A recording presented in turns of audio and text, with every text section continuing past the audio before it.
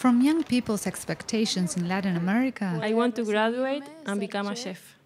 to the real problems of the job market. In spite of historically low levels of unemployment, only 12% of business people surveyed by the IDB claimed not to have difficulties finding workers with the skills they need, something that affects several sectors, including the industry. There is a shortage of prepared technicians at the level we need to compete in the world.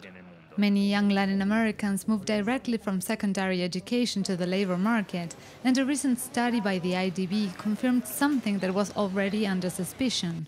There is a very important gap between the skills produced by the educational institutions and those demanded by the labor market. Abilities like leadership, motivation, and communication skills, even the capacity to understand what it means to have a job.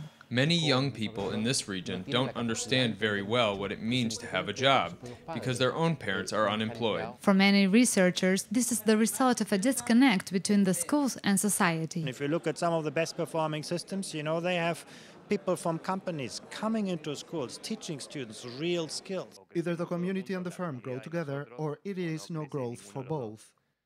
Argentine steel producer Techint invests millions of dollars training technicians around the world. And Peruvian chef Gaston Acurio built culinary schools in low-income areas of Lima, so that underprivileged children can have access to a good education and enter an increasingly competitive market. And aside from private initiatives, the experts underscored the importance of the public sector to rethink the goals of teaching and education. Countries in the region give teachers mixed messages. On the one hand, they tell them, it's important to have creative thinking skills, social skills and so on, but what they actually value in terms of exams and curricula is quite narrow road learning.